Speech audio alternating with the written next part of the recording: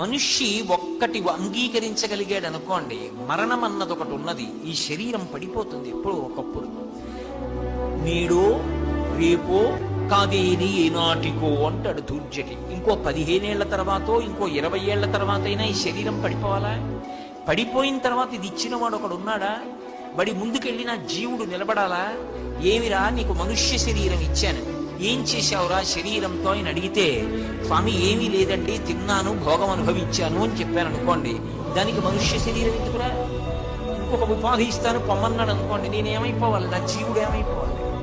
మనిషి శరీరము పడిపోతుంది అని అంగీకరిస్తే తన జీవితాన్ని తాను నియంత్రించుకోవాలి.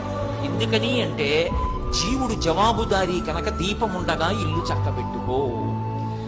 గురు పుణ్యమహోరాత్రం, అందుకే చెయ్యవలసిన పుణ్యాన్ని వాయిదా వైపు వెంటనే పుణ్యం చేసేసుకో. ఇక్కడున్నది వెంట రాదు, కానీ దానం ఇచ్చినది వెంట వస్తుంది పుణ్యంగా.